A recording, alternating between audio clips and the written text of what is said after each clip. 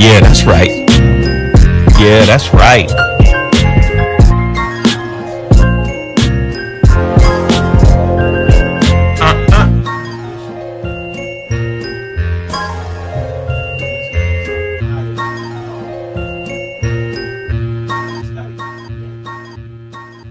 Ladies and gentlemen, we up in here. 1 2 1 2. We getting it right.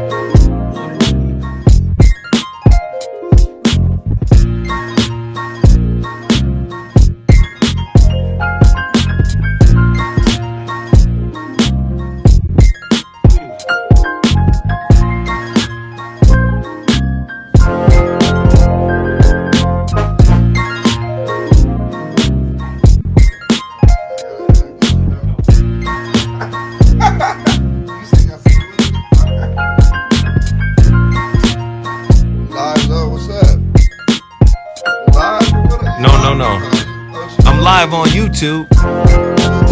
You under dig? Yep.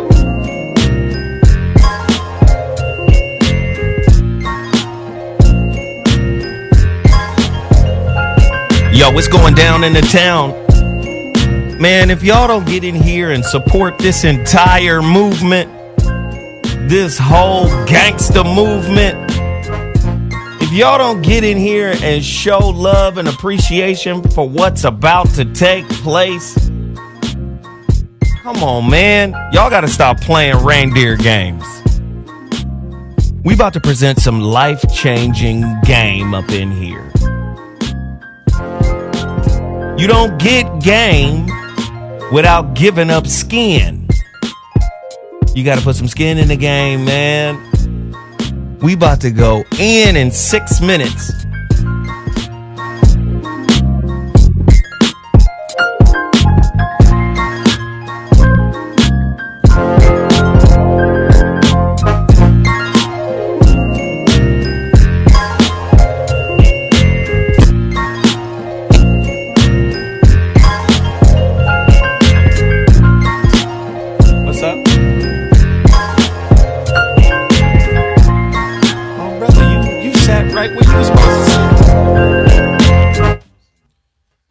Both them boys didn't want to show up. But we still got to do this topic. Oh, we here. So we, yeah.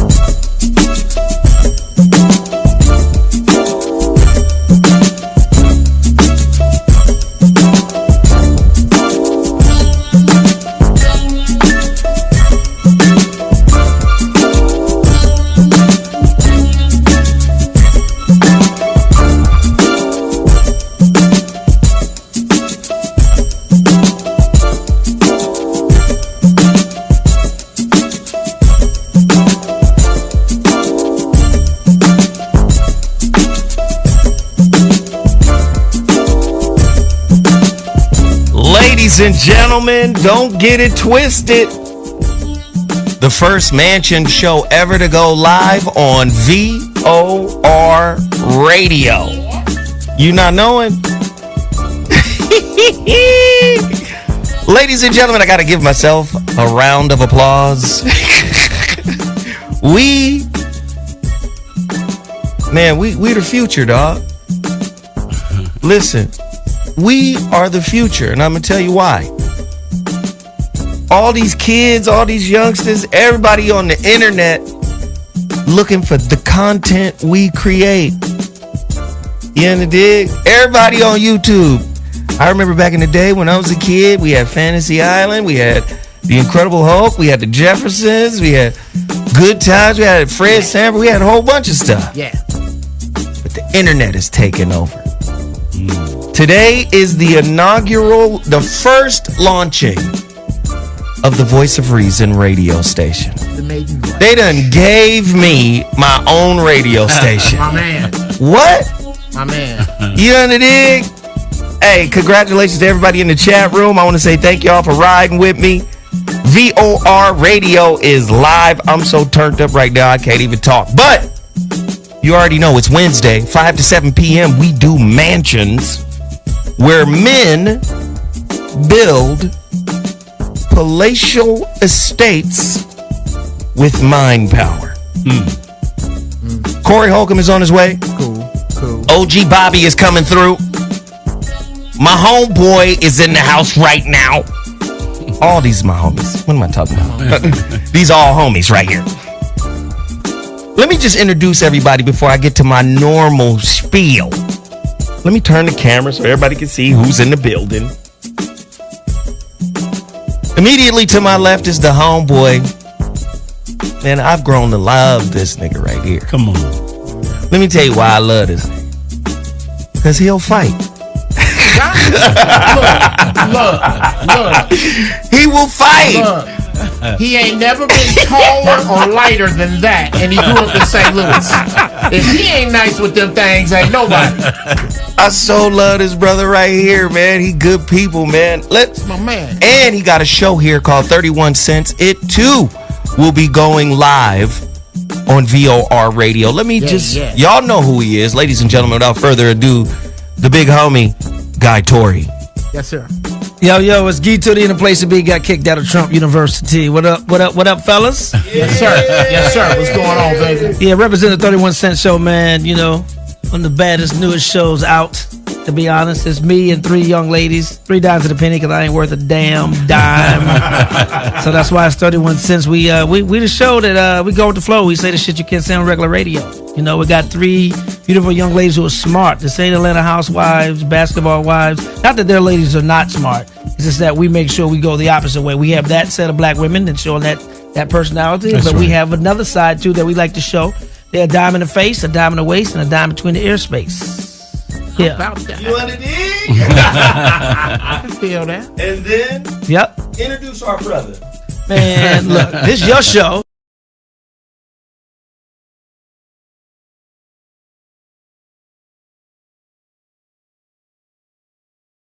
I walked in the door, was immediately humble. Bruh. No. Y'all know how Morpheus found Neo? You ever wonder, you go, damn, that Jeff Brown got some shit running around in his head. Well, where my wisdom started to grow beyond my intelligence was the day that I saw this man. Yeah, man. I saw him. I asked the Creator, Necessary to tell our me community. the truth. Something wrong about what my grandmama them been saying. And I looked on television, and here was this brother preaching out of this book that I had read twice. Right. I've read the Bible twice like a book. I've never heard anybody. I read it in Braille before. You stupid. I've never heard anybody breaking it down like this. When I tell you that this man on his own has saved brothers' lives, turned them around. Woke a lot of brothers up, too. A gang of man, not just me. I'm humbled in his presence. Brother Minister Tony Muhammad. Wow. The only, the one, the only. Muhammad. The leader of the Nation of Islam on the West Coast. Is that correct, sir? Yes, sir. Cousins to Steve Wilson. Yeah. Everything west of the Mississippi. Yes. Yep. Oh, see, forgive me. Yes. One of the sharpest dressed brothers Man. ever. I never seen him sleep look here. on his gear. Now you Jeff, on the other hand. Yes, I would do. Well, you on Island Radio with that shirt you got on right now, bro. Brother Tony, it ain't that Brother Tony can't help you move because he's not able. Oh, he's Brother able. Tony can't help you move because he don't own no jeans. He ain't got no jeans. He can't help you move with no suit. I'm a fool y'all one day. All right, so, and then I'm going to introduce this one. The boy's hard as big as Texas. Oh, To me, he's one of those fathers that you take notes from. Wow. You know, dig? You know, he's one of those fathers, you look at him deal with his kids and you go, okay, I'm gonna put that in the little daddy journal. I'm gonna use that. You know what I mean? Wow. He's that guy. He's intelligent. You know, he's one of, and what I saw him go through as a comic, smart ain't cool all the time.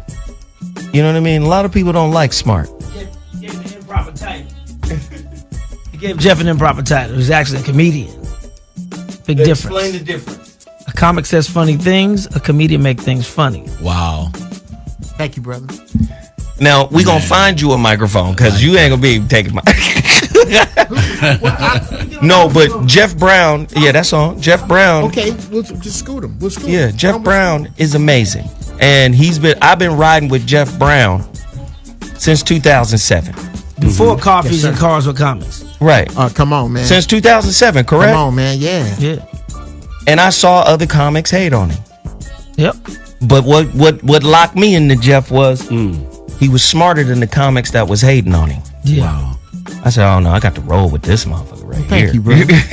I tried to hate on him, but it didn't work. It It lasted like just 3 doesn't minutes. stick. You know what? You know what's required? Part of what's required for hatred to work is for the person intended to give a shit. Here we go. Okay. That's why it won't stick. And that's your personality, judging by that shirt. And here we go. Guys, gonna be VOR Radio is live, ladies and gentlemen. We in the building. You already know, as is commonplace for Man-Sions, we have serious conversations that men all over the world are impacted by. We're going to have a serious one today. I just got to shout out a couple of things. Total Package Energy. Yeah. The energy drink that I drink whenever I'm on the radio, man, it keeps me up. It keeps me alert. No sugars, no carbs, no jitters, no crashes. It was created by a brother out of the Bay. Can it keep me up in other ways, too? Yep. Got a little yohimbe sauce in it. Okay. a little yohimbe pepper. Yeah. But yeah, hey, I'm going to tell you the truth, man. Again, bartering, working with brothers. Yeah. You understand? We have got to get to that.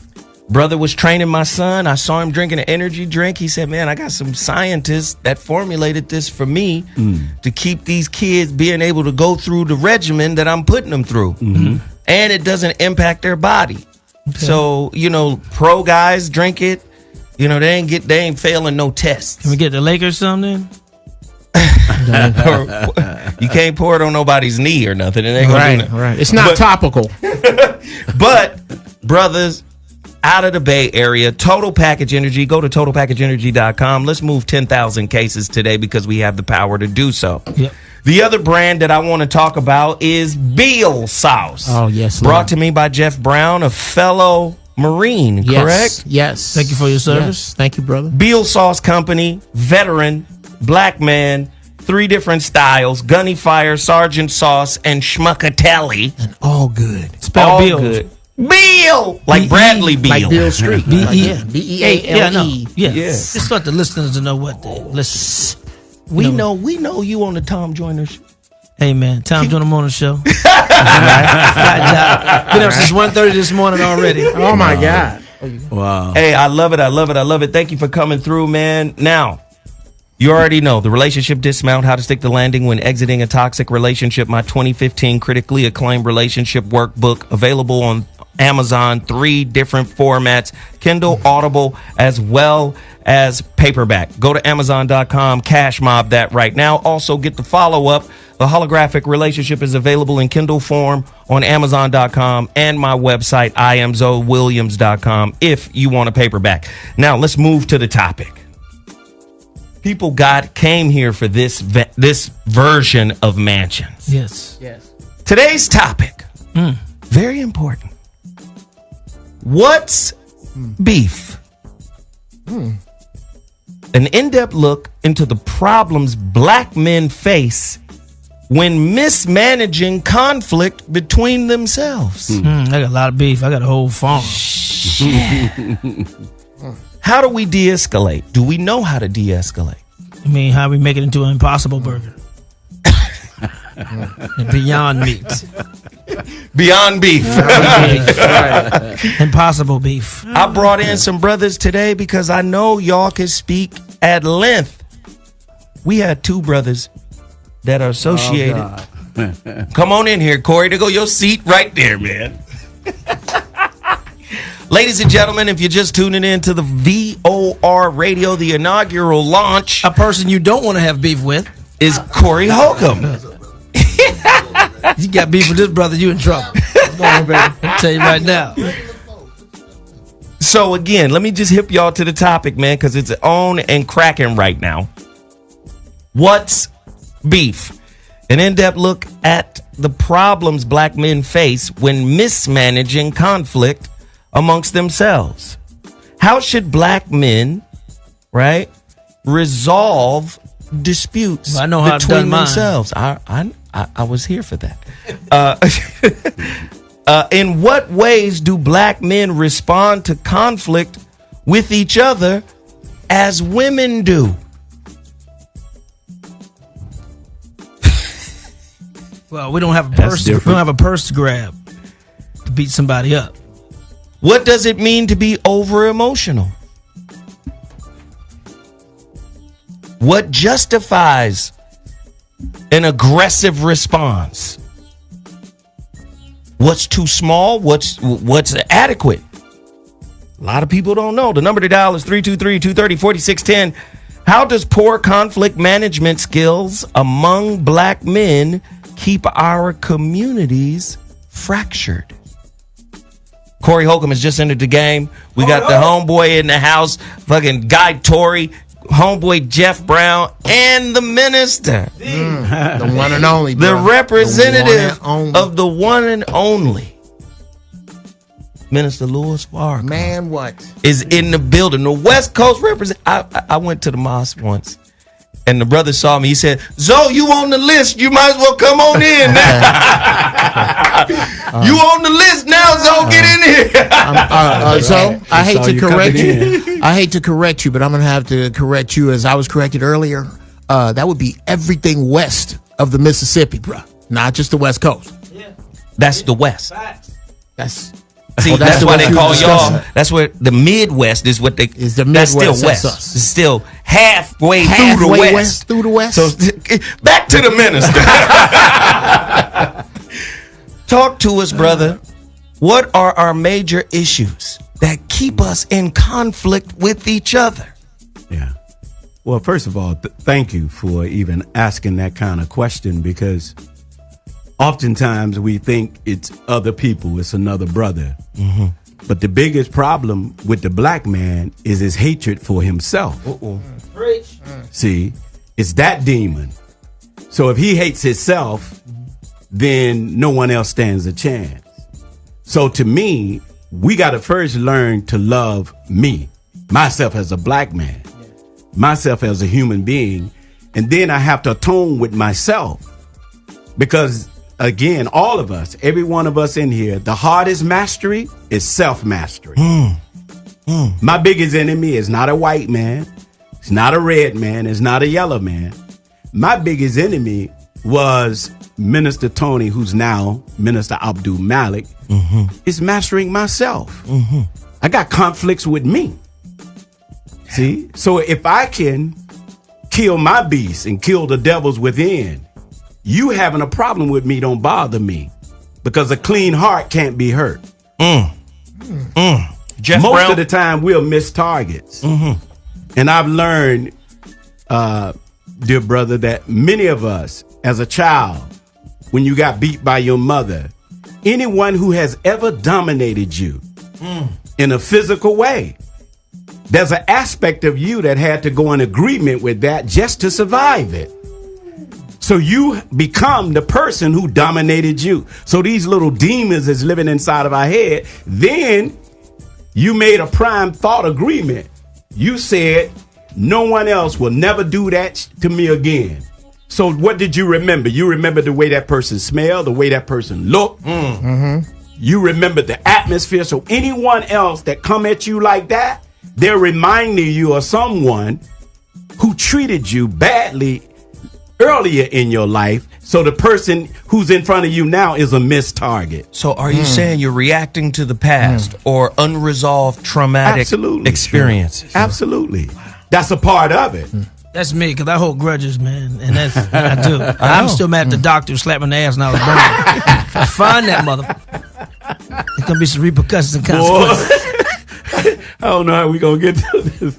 No, so, but that's a part of it, which leads, dear brother, to our self-hatred. And this is why we should read anything that's authentic about how this Caucasian made us a slave.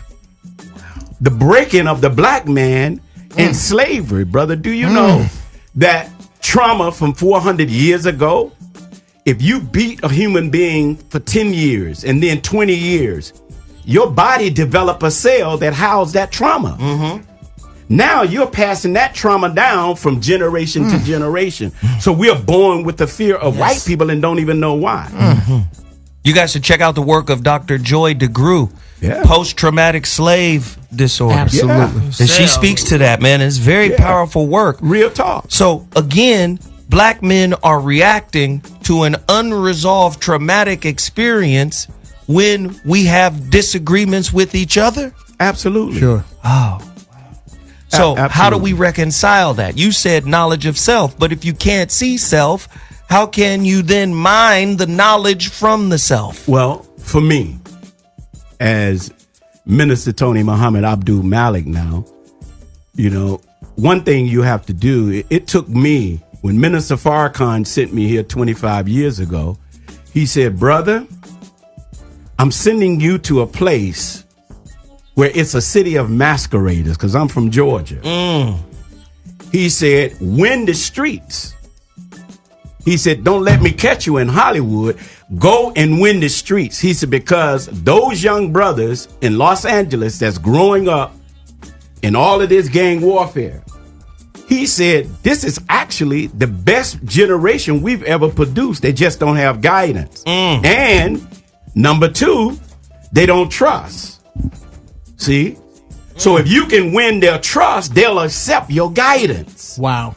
So when I first came to LA, brother, I mean, going into the hood, ain't nothing easy. They didn't trust nobody. I would go to the rolling 60s neighborhood, man. They'd be like, get the fuck out of here. They didn't care nothing about nothing. But I sit there and took their insults. Because as long as you're talking, it's okay. Right. You're not going to touch me. Right. But I understand, because Jesus said it like this. All that came before me was robbers and thieves. So the streets don't want no tell me religion. They want to show me. So I had to show that I'm ready to go through your insults, even all the way down to your guns being drawn. And after a period of time, I won their trust. So as a result of winning their trust, now they would allow me to arbitrate their differences. Because number one, they know I'm going to be fair.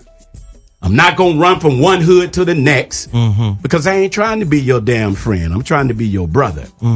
And brotherhood should trump neighborhood. It has to, particularly if the brotherhood is rooted in truth. Man, Jeff Brown, Corey Holcomb, Guy Tory, get in here. Rizza Islam and Bobby G just joined us. It's about to get crazy. Man-Sions, how do black men manage conflict that we have within each other, between each other? I think I got to look at this from another place. The clock and what's coming. Where we are in time at this time is by no mistake. that this grand change, this grand shift, that the white man finds himself eating himself. This place that we are at, it's entirely time out for brothers to one another deal with, you stepped on my foot, I'm finna go pop the trunk. Bruh, look what's coming. Look outside. If martial law was imposed tomorrow, who here would be shocked? That's where we are. So if you cannot find the energy, if white folks start turning into zombies, think about this. If white folks start, they already are. You stupid. If they start turning literally, would you have a problem with your uncle that owe you some money then? Would you have a problem with a brother who cut you off in traffic then if a zombie was trying to eat your face? Well, guess what? This system is trying to eat you. Not you behind bars. We got jobs for you. We got jobs we got you doing. This system is literally dining on black flesh right now. And if you can't let that be enough to put you in this place where I will not see a sister disrespected in front of me, I don't give a shit whether I know her or not. Excuse my language. I don't give a shit. If I know her or not, if I see a sister in some kind of altercation with a man of another color, now if that's her man, and he's smacking her up, I ain't getting in that because this ain't the first time she got an ass whoop right here in But Geoff Brown, I hear what you're saying, but we have to uproot the mentality that I believe lives in the mind of a great majority of us as men. Sure. It's a lot of us striving to get to the table where we're on the menu. We want a place at the table. Right. Where we're being eaten. Where we're being eaten. Which means you, in order to fill yourself, in order to socially fill yourself and your bank account, you're going to have to eat another brother. That's my point. Because that's what's on the menu here. So how do we break that cycle, Guy Tory? Corey Holcomb. You want me to go?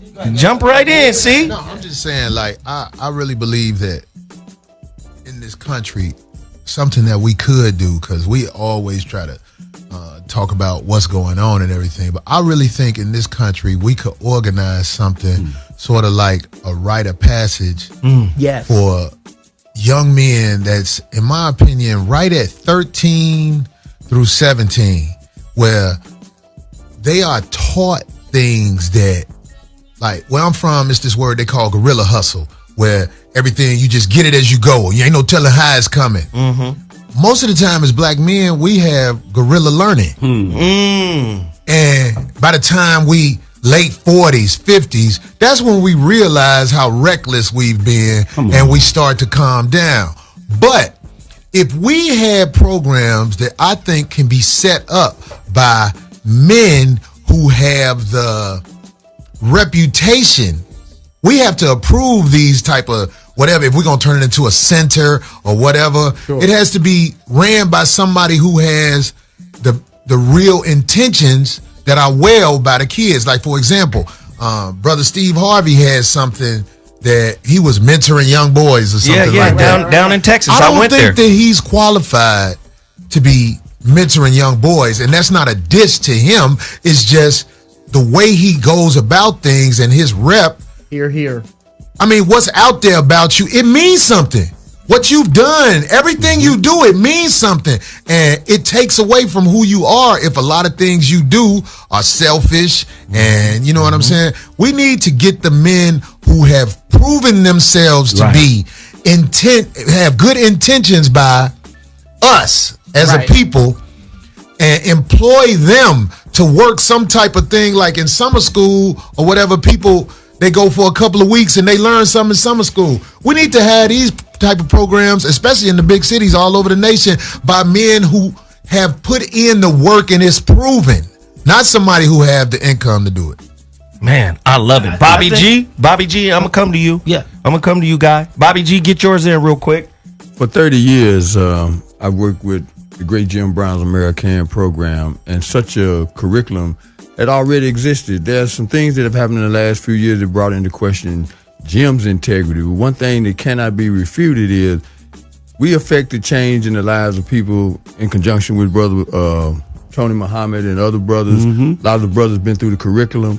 That's not the only program. What I'm saying is we have to look back at what has worked over the history of our culture and become rooted once again in those successful principles. Well, you know, Guy Tory? Corey said something I kind of want to push back on a little bit.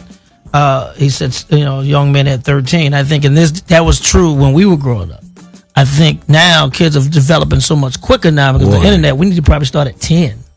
Nine. Like when you're 13, you leaving grammar school. Go ahead, get on the mic. When you're 13, you leave grammar school and you going like to high school a lot of times. And what happens in high school is different than grammar school. You in more danger, in my opinion. That's why I agree with you. I just think we need whatever age it is, let's do something where these kids got something to think about. So when they go into manhood, they just not learning the hard way. I think they need to get a running start before they go into. So I would say. So you saying like pre-K? Yeah. 10. 10. No, 10. 10. 10 years old. I think because that's when you get in the double digits and things like that. And I think I think it also has to start with when you said not loving ourselves. I'm working on something right now where it being unapologetically black. And what I mean by that is, why does gold teeth and gold chains and all that stuff have to be ghetto? Why can't it just be an expression of the artistic flavor that we have? Why does that have to be ghetto? Because a white man don't do it? Who says that's ghetto? If you want to wear a do-rag out, so who says that? Why can't it just be our fashion choice? Right. You know what I'm saying? So I just turned 50, right? And I was thinking today, I said I would like to have a hard restart on my life and go back over it and do. At 50, do 50% of the things I did that was bad. I ain't got to drink the whole bottle of alcohol. But drink some of it. Just drink some of it. Take 50 sips. But there's some things I look back over my past and it's like, man, I really could have done some things differently. See, I always think life is like Tetris, which is my favorite video game. Sure. Because Tetris is, you the shapes that come down, you clearly can't choose them. You have to work with it. You have to turn it and move it and make it fit. The object is to complete a straight line. And if you just put pieces anywhere, by the time you get to the top, it's game over. You look back over and see all the holes that's in that game. You could have turned it this way. I could have took this situation and moved it that way. I could have done this situation a little better. And then bam, you would have you would play forever rather than game over. So we got to quit letting white America, corporate America, what do you want to call it, dictate who we are. Right. And quit calling each other ghetto and that's ghetto. That's it. Well, no, we're just artistic. Right. Corey, jump in there. But who says ghetto is wrong though? That's what I'm saying. I'm unapologetically ghetto. What makes you bad is if you don't have no principles. If you going around here doing slick stuff, and then when you try to act like, oh, I'm about something because it's a convenient time to act like you about something. I just want everybody to know, most of the time, somebody is always watching you. So when you jump dignant and when you start acting like you about something, it's somebody in the room like, yeah, all whatever. Right. Yeah, right. I know you, fool. Right. You know what I'm saying? Right. And we want to get Rizza in here and then Brother Tona.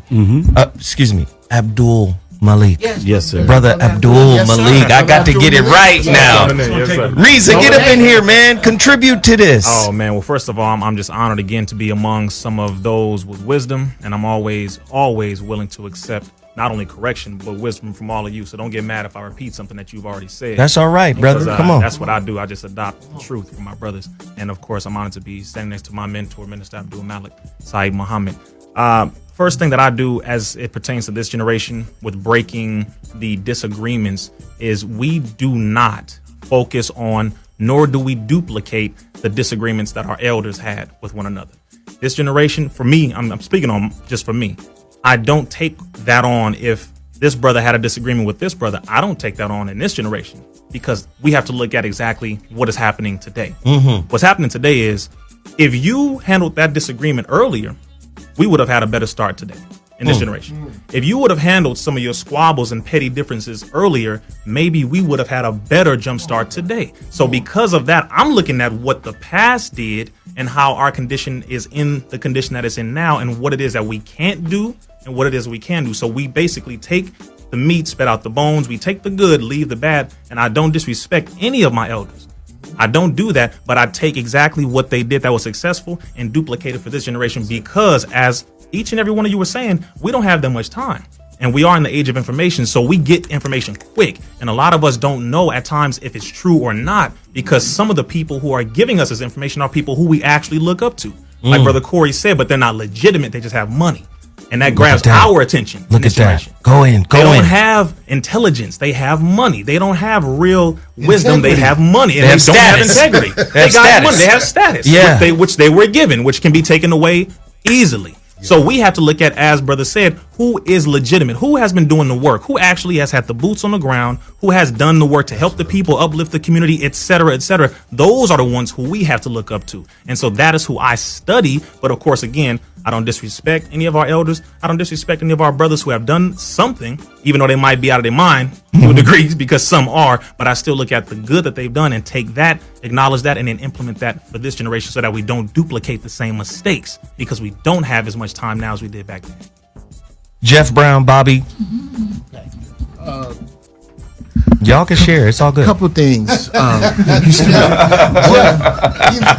that elderly look when you did that. It's that shirt. It's that shirt. Shirt, the glasses. Anyway, speaking of that, when it comes to, you were talking about conflict resolution amongst brothers. Whenever I speak to cats younger than me, the first thing I say is I'm sorry. Because this shit you going through, the way you are raised, the things that I don't like about you, the fact that you wear your pants that way, somebody did or didn't teach you, and that falls on niggas born in 1965, and that's me. Somebody smoked that crack. Somebody did it. Sure, somebody dropped it off, but somebody did it. Somebody put your mind, somebody left you to where your mind was left bare to these fucking wolves that came and got it, and I have to apologize for that. Right. Second, what Brother Rizza was out, I smoked some incredibly good shit before I came in here. What was this? You was talking about respecting your elders, and you said one more thing was don't. Oh yeah. Eat the meat, spit out the bones. Yeah, take the good, leave the bad. I can't, in good consciousness, speak to brothers from any avuncular position because of what my generation, nigga, I was in the club. I wasn't protesting shit. Maybe I had the Africa patch when Public Enemy was out, but that was about it. So I can't just come to you from you need to do this and you need to do that. All I can do is just lay bare my fuck ups. Here's where I did this wrong. Here's what I didn't know. Here's how you buy a car. Here's how you do your finances. Here are my strengths. How you balance your checkbook. How to balance it, yes. And to speak on when you were speaking on, Brother Bobby, how 10 is too late. I think from as early as we can get them to as late as we can get them, we need to reach we're in crisis. I think we start with them when they are able to pay attention. Sure. Some children pay attention earlier than others. Yeah, they do. Yes. You understand? So if he's 5 years old and he's attentive, we got to go to work. To the sisters out there, to the sisters out there, and I'll pass the mic. To the sisters out here who do not have this, almost no one has this. I say this all the time. If you need a male influence in your son's life, go to the barbershop, talk to the owner, and ask him how much time is he willing to give your son to let your son stand around in there and sweep up hair on his spare time, to be in the presence of other black lions. You got to get your son around positive black men. And I want to say this too, that Big Sean is part of a program, rapper Big Sean is part of a program called Men of Courage, I believe. I think it's out of Detroit. And they're going around and hold these salons where they're mentoring young black men. No women are allowed in there. Because it's the men that needs to have that foundation a little bit stronger than what we've had. And the thing about it is they bring, like Corey was saying, they bring guys who are being successful in different parts of the industry, not just entertainment, but finance and creativity and engineering and all that stuff. So it's not just celebrities. Right. It's also men who have done things in the community. Right. Bobby, In the Corey, and then the minister, and we're gonna start more questions. When Go. I came to L.A. in the late '80s, I had the opportunity to work with Dr. Ian Palmer at the Marcus Garvey School, and at that time, the nation was providing security. Reason I bring that up and the age factor, I saw little black babies, 2, 3 years old, full of just confidence because of what they were being taught and the environment that they were in. We had a waiting list of over 500 kids. Prop 174 was on the table right there. And our own people did not have the sophistication to understand how important it was to take our tax dollars and educate our children. So when we start talking about that age thing, I don't think there's no limit in terms of too young or too old, but the focus should be the earlier, the better. Right. Well, you know, I have to say this, that we've had the right examples in front of us all the time. It's just that because the slave master don't accept those good examples, and you can't show me, I'm sorry, show me another organization that makes more responsible men than the Nation of Islam under Minister Farrakhan. There is show none. me one. There is none. No, listen at this. Listen, Can't nobody argue that. And look, and that's what I love about Bobby, and that's what I love about Jim. You know, you take an aspect of what we do and you make a program out of it. Who cares? You go to one of our schools, Muhammad University of Islam. I can bring a 3-year-old in here that'll run circles around you with history and the discipline. That little boy will blow you away. See, we have this Western way of raising our children, letting them do anything. Goo got. What the hell is that? You could teach your baby while it's in the womb. Keep going. Keep going. Yes, sir. You don't have to wait till the child get here. The child already know it's predestined to help. Right. But we run can't-haves on our children. What I mean by can't-have, they have an idea that they have a natural inkling to incline towards something. Mathematics, science, music, they're naturally inclined. But because we have false purposes and failed purposes in our life, you know, I'm a failed football player. I wanted to play pro. Keep going. Well, I impose my crap on my son. Living vicariously. You see, right. Yes. Well, he wanted to do music. I'm calling that because I wanted him to fulfill my NFL dream. Look at that. I'm calling that's faggot stuff.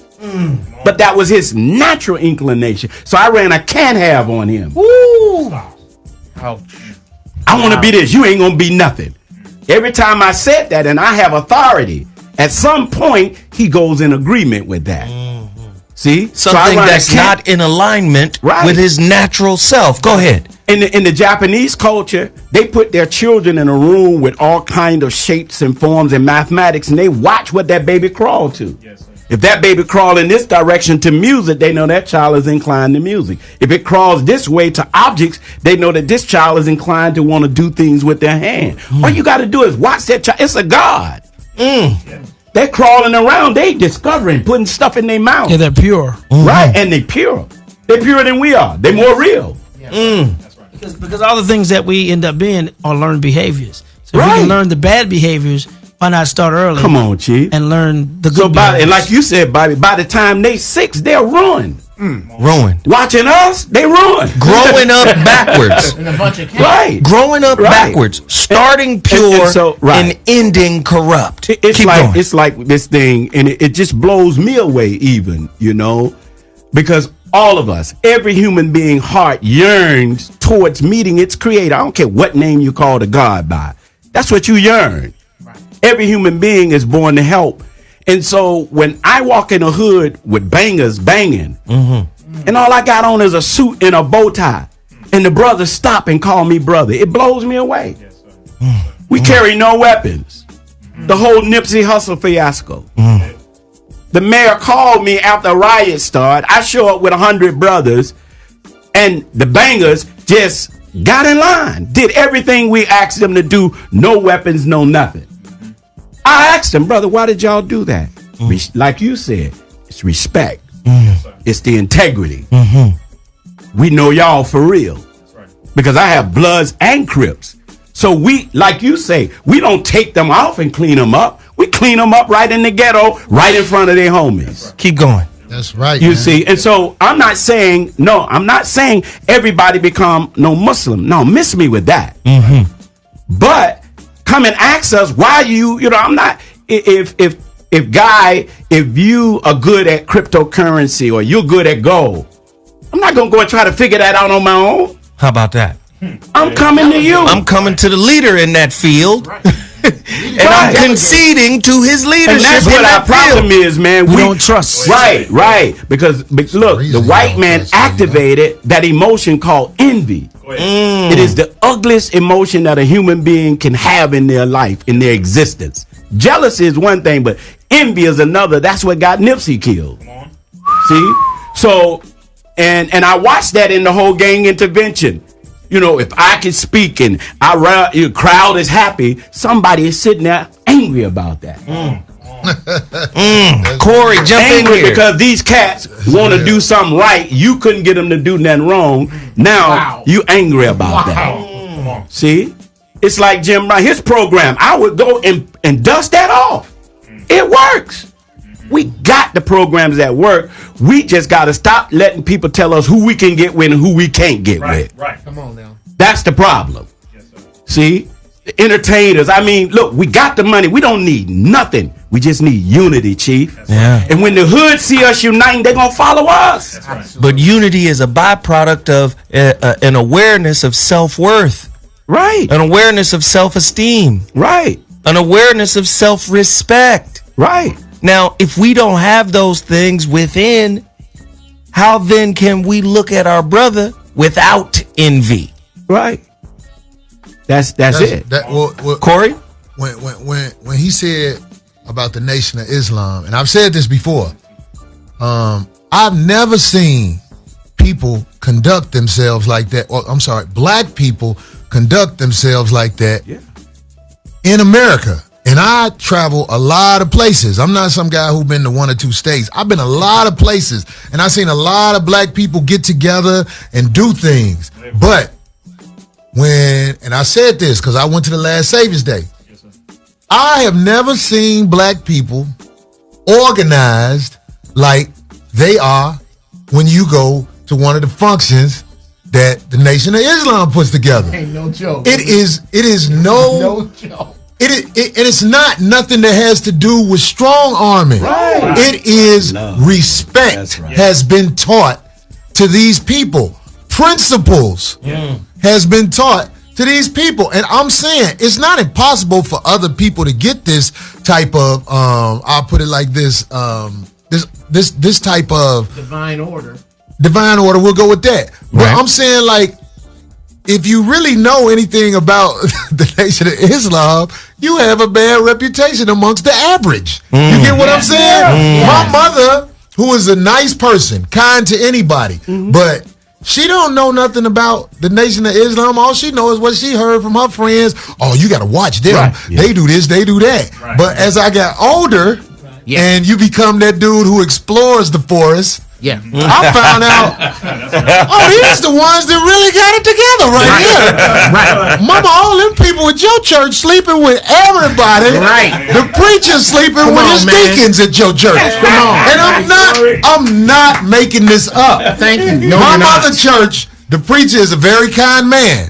But we men, we know. I'm Yeah. going there, I'll be like, what is this? It's some Christmas This cookie is shit going on in nonsense. here. This is foolishness. Yes. That's why it ain't got no power. Jeff Brown, Guy Tory, and Rizza, then Bobby. Yeah. On Real talk, man. to piggyback on what Corey's You got to talking speak right into the mic, brother. about. Okay. Gone. You've been doing this long enough. Jeff. Speak right into the mic, Jeff. Let's go. Okay. All right. To walk alongside. Yes, sir. To We walk learn along. together. This called camaraderie. Yes, sir. We learn. Iron sharpen iron. You know what I'm saying? First-hand knowledge. If you live anywhere in the city of Chicago, you got somebody in your family that you wish the rest of your family was like, that had their lives directly turned around by Brother Minister Farrakhan. This is stuff I have seen first. I'm talking about cold, ruthless, killing, gangster-ass brothers that you turn around and go, wow, I have to follow that. Whenever you get in line, with the Creator's truth, nothing can stand in front of that. The sun don't give a shit who it blind. When you get in line with the Creator, when you are put through this fire purifies. It burns off bad habits, bad friends. You stupid. You gonna burn off bad habits, bruh, because you ain't got no money for them. Your bad friends can't stick around because you ain't got no money for them. When you are put through this type of fire and you allow it to purify you, you can come out on the other end one of two ways: broken and weakened, or whole and strong. We got to be that difference. And I got a question for everybody in this room. We all on the West Coast. We all here. And we are all, we super niggas in here. What can we do? What can we do? If nothing else, well, how can we help you? Or what can we do new that does this, us? And I'm gonna jump right to you, brother minister. But let me just say this, Geoff. That's a great idea. That idea to me represents the icing. Sure. The cake is, why don't I want to do that? That's the cake. That's the real problem. Why don't I want to look at Guy and say, whatever the fuck Guy doing, I got his back and I'm going to make it happen. It's profound what you just said. Go ahead. What you just said is profound, and to talk about this cake might make people mad. That's that, right? There we go. Brother, talk about the cake. Tell us about the cake. The weak show you they upset. Right. Well, right. I mean, it's like this brother. Something happened that I've never seen happen right after the Nipsey Hussle murder. I've never seen the hoods come together. I mean, I've seen them reach, Bobby. We've seen them reach over the years, but every week now, I'm meeting with 40, 50, 60 different hoods. Yes, sir. I've had mothers to come by the mosque, at least nearly 200 mothers bringing their sons, giving them over to us. Yes, sir. Yeah, man. See, because like you say, it's our people are waking up. You know, it's written that we were going to wake up. And so the nation have been constant, have been consistent. We've been dumped on by our open enemies. See, the open enemy don't want this kind of talk going on. That's real. You know, because the Southern Poverty Law Center have said that the Nation of Islam is a hate group. Yeah. But yet the mayor of this city called me on my cell phone and the chief of police begging me to go into Ground Zero where Nipsey was murdered because them brothers was getting ready to go to war with the police. And I'm saying, you calling me? He said, I'm going to be honest. I recorded it. He said, you are the nation. You're the only ones can do this. Police can't do it. And the chief of police gave me respect. Total control even of his men. Look at that. No respect. That's why the police can't do it, because they don't have the respect that the nation has. And when Corey talked about, you know, you've never seen a group of black men organized like that, or when you walk Savers Day, it's an energy that you all have. And it's a presence. It's everything they do. Yeah. That's what I mean. But but it's an energy. And the thing about it is, we all know right from wrong. Right. And even those gangbangers know what they're doing is wrong, but they know what you are doing is right. Right. And that's where the respect comes in. But it's by design from even in our music. Right. When, you know, I ain't gonna lie, I grew up Public Enemy when they were speaking a lot of things I wasn't taught. Right. I didn't hear anywhere. And so then when corporate America found out that they were actually teaching us, Poor Righteous Teachers and X-Clan and others was teaching us about our history, that's when they started taking them off radio. And that's when they started, you know, when you take it off radio, then they start getting dropped from record labels. That's right. So now it's like, oh, wait a minute, they're teaching, they're talking to them. So it's by design. Yeah. Let's get the elder in here real quick, Bobby. Then of course Rizza. And the elder is with a capital E, and it's just the numbers. When I first came here, and I went up to Jim's house 30 years ago, the first picture you see when you walk in the foyer is Minister Louis Farrakhan. That's right. Because he stayed at Jim's house for almost a year. Yeah. And the reason I bring that up is, as an elder, one of the things that we can contribute, you know, albeit all the mistakes that we have made, is the balance of the history of our people. There was a time when it didn't matter if you was a Baptist, or Episcopalian, or Muslim, whatever, you was a nigga. And you had to deal with that right away. And then you work out that other stuff later on. And I say that's a part of the new formula is to reconvene the court and change public opinion about who we are to each other. Because these perceived beasts are much bigger than any of us, and they came with a construct that has nothing to do with what we got to do right now. Right. See, and this is where I say, take all our entertainers and athletes.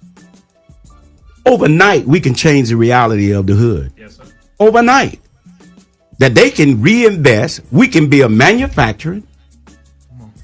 I mean, look, brother, whatever is selling in the market, they're using black swag. Keep going. Nothing can't sell Keep without going. black swag. Come on. I don't care what it is. But if I keep you buffoonery, Yes. if I keep you talking about crap that don't mean that, you'll never unite. And this is what I respect about my Jewish brethren. See, they will never go against each other. Ever. That's right. And you have the JDL and the ADL. These are their bulldog groups. They are similar to the nation that if you're going to attack them, that group is going to step up. But their entertainers fund them to make sure they don't want for nothing. For nothing. We could change South Central. We could change Chicago overnight if all the athletes just gave 1%. Yes, sir. Of their earnings to a pool of money that they trust us with it, because we'll put our life on the line, and then we can leverage that and say to Adidas and everybody, we want a joint venture deal with you. We ain't wearing your gear unless you got a manufacturing plant where we are partnering with you. Until such time, we don't even need you. Look at that. But they distract us with Popeye's spicy chicken sandwiches. And then there's that. That's what I'm doing, guys. Jump right in there, Rizza.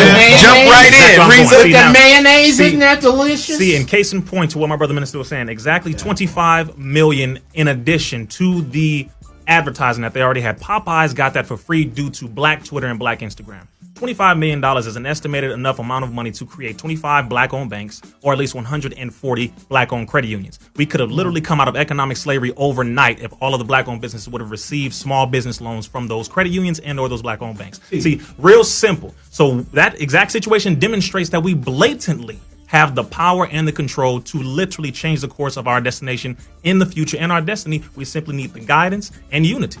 Okay. I'm scared on election day. There's going to be another chicken sandwich coming out, and people are going to not go to the polls. I'm serious. I think they're testing the waters right now. Okay. Geoff Brown, Corey, Bobby. Okay. You can't start with the people in the chicken line. You got to ride by McDonald's and go, everybody in that line is asleep. You cannot start with the sleep. And you cannot wake a person who is pretending to be asleep. Woo. We got to start with the people that's woke, with little simple shit like this. Again, I need the help of everybody in this room. I'm working on something right now called Uncle Jeff's Black Friday, where I got 2 tour buses that I'm taking on Black Friday morning. I'm getting black folks that'll come at 5 in the morning to do Black Friday with black businesses and black businesses only, and go from business to business to business, spending their money with their own people. I swear, I need y'all. Corey, Bobby. I really want to ask Rizza and the minister a question. So you said what could have been done with this money. I want to ask you, because I don't know. Yes, sir. Do you think if we put together things that deal with money, it can really help us?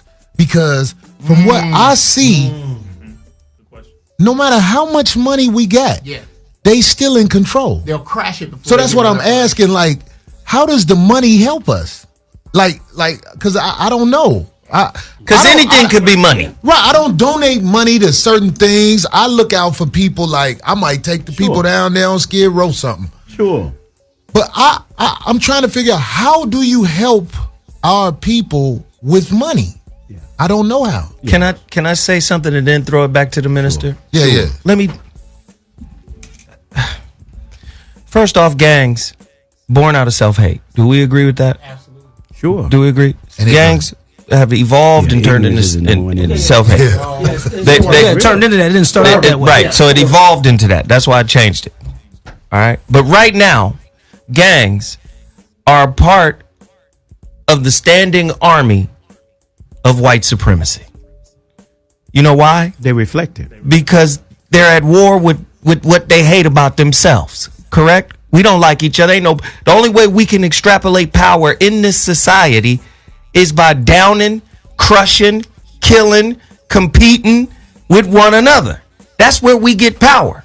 I said it in Hidden Colors. You can't bang on white men. You can't. It's not enough of us gangbanging to represent black people. But when I say, listen to the point that I'm trying to make, though, because that goes outside too. When we get to the higher levels of blacks, most of them are willing to do deals, you know, dig, with the same people who oppress everybody else. That's why I asked them that question. Yeah, right. See, here's the thing. Money is just a medium of exchange. There we go. And sometimes, brother, you know, you have to use money as a bait in the hook of the mouth of the person that's seeking knowledge. Mm-hmm. So, like right now, I'm putting together a campus. Well, on this campus, we will be training the brothers who want to reach. Keep going. In the 17 construction trades. Oh, okay. See? So no matter what their criminal record is, when we finish with this brother, he's going to be living on a campus. He's going to be in a dormitory. We're building a dormitory that holds about 250 brothers. We're going to do a whole wraparound service with them, teaching them into a knowledge of themselves, number one, teaching them how to handle the finances. So now, if I'm showing them, brother, do you know a plumber? A plumber on a major construction site is making 6-figure salary. Mm-hmm. See? In our institution, in our school, when this brother finished with us, he'll have a credit score over 700. He'll have at least a minimum of $50,000 saved. He can go the entrepreneur route, or he can go into the construction trades, or he'll be ready for a job. See, so money is just a medium of exchange. So what if we build in hotels? What if we're building restaurants? We're going to build a master bakery. And look, when you got an army, it's our tax dollars. So if I show up at the city council with 5,000 homies, how you going to tell me you're not going to give us what we want? Listen to that. I can make demands on you now because I'm not bringing no buffoonery. We're bringing productive men. So the money is only a medium of exchange. Right. So now I'm showing this brother without selling dope, without pimping his woman. I'm going to show you, brother, how to make money without doing nothing negative. Until I just talked to you and looked you in the eye, right. I've never been compelled to give my hard-earned money to nothing. I got it. But what I'm saying is, if I was to give money to somebody, it would be the nation. Yeah, right. Come on, bro. And that's the truth. Like, I've watched what people do. I listen to what people say, and then I watch them. That's and right. I be like, that's real. Yeah. You're not what you say. You're what you do. I watch you. Right. That's one gift I have. When people are talking, yeah, okay, I hear you. Then I watch you. Yeah. I mean, that's what I thought. And that's what it with me. See, with me in the next few months, with me, see, I love proving who I am. Because I want to show an athlete or an entertainer, man, you ain't God. You ain't God. You know, I know God is going to bless me. We're going to get the money because money brings money. I don't want you to have to give it because, look, brother, once you release it, it's just, money is energy. The best of When us, you release it to the right place, it comes back. Yes. I believe that. 100%. It's come back, and you come to our program, you seeing 3,000 homies who would have been out killing each other, driving nails, learning how to do plumbing, learning how to code. We take the babies. We want to teach them coding at a young age because technology is the new route now. I've never seen that, but I Well, know you can happen. show me. It's about I to believe happen. you can show me. Okay, so Bobby, Guy, Rizza. This is a very important opportunity to just build off of existing opportunities. The National Association of Minority Contractors, the president, Wendell Stimley, has been an associate of mine for over 20 years. In San Diego, and I want us to take a ride down there on Market Street, the marketplace down there. That was a community project. In addition to taxing, not so much taxing, but engaging the athletes and the entertainers, that project is a model of possibility because they took $5 and $10 from people in the Southeast San Diego community to invest in what became a marketplace that is flourishing now with anchor businesses like Wells Fargo and that kind of thing, but there are other black businesses in there. We use existing blueprints and create new collaborations, because what you're doing now and have been wanting to do probably for a long time, people like Wendell Stimler have been doing his whole career. Right. So what we got to do now is merge these lanes. Right. And not reinvent the wheel when it's just a duplication that's not necessary. So I'm pledging to get with you and get Wendell and start putting these pieces together, because once you get people into situations where they get training, then you got to have places to put them to work. That's right. And so that's where the collaboration comes. Guy Tory, and then we coming back to Corey and Rizza. Okay. And then the thing about it is, like, what we're talking about, what we should be doing, other cultures been doing it. Right. Yes, sir. Politicians been doing it. I just watched this documentary called The Family. Oh, yes. Sir.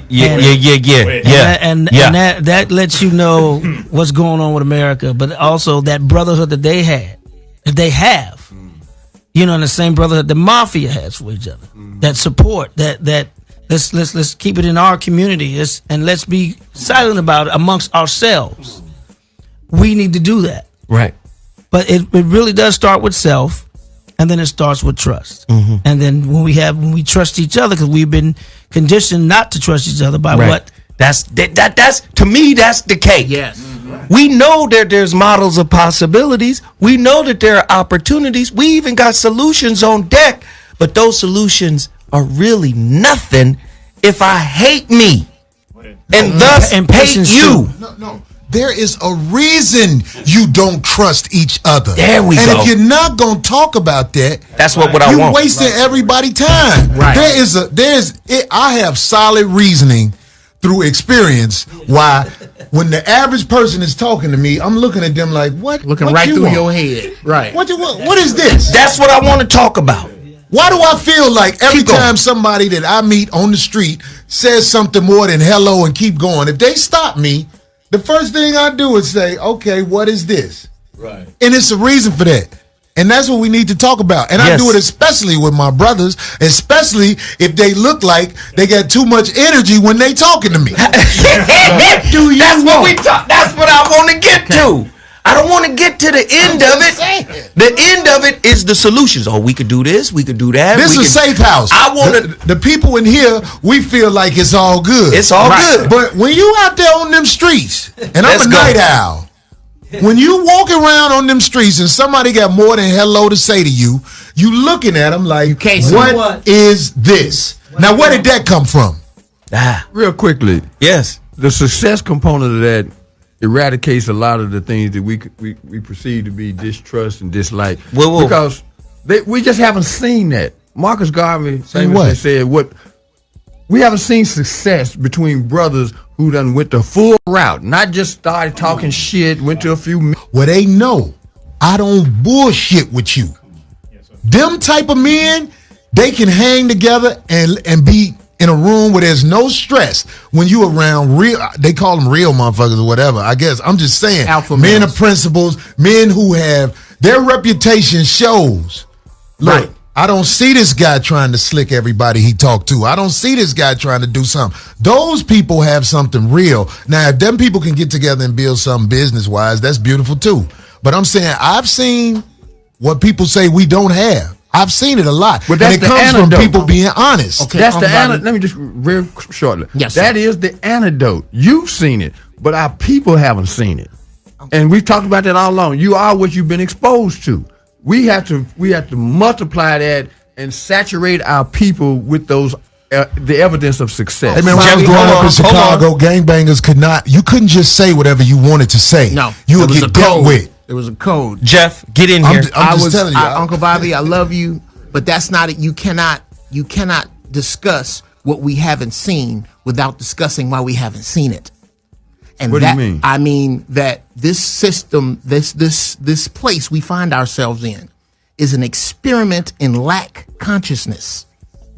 We have been put in a situation. You put any animal, if you put too many rats in a cage, they start to castrate one another. The males start to castrate one another. What you are watching, this distrust, was created by a lack consciousness, taking resources purposely from these people and leaving them with no other recourse but to find ways to feed upon one another. And to say that it's just because these people haven't seen it is not enough, bruh. Well, let me expand on that, Geoff. Small strokes will fell a big oak. And that's all I'm saying. we already know. There we go. We already know what they done to us. Yeah, you got them saying. No, that is how you address it. You say, look, step by step, day by day. It's 24 hours in a day, 7 days in a week. So the less time we spend about what we already know is what they have done to us, the more time we can spend on reconstructing ourselves. Right. Can I say this, Bobby? And you're right. Here's something I did a few years ago. I went and I picked up about 5 bangers. And I said, come on, man, y'all gonna go roll with me. So I took these 5 bangers. They're like, man, where you going? We headed down to 110 North. So I get off on Broadway and I turn left. And when we got into this certain area, I said, look up there. What does that say? And they looked up, I said, Chinatown. I said, good. Now let's ride down the street. I said, read the signs on these buildings. They looking at the buildings. Mm-hmm. They like, man, we can't read it. I said, why you can't read it? It's in Chinese. Well, what are they telling you?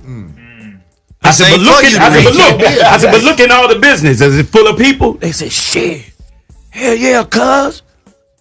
I said, all right. I said, we're going to do something. I said, man, look, I don't need y'all to act up. So I get out the car. We go in one of the Chinese businesses. I grab some goods.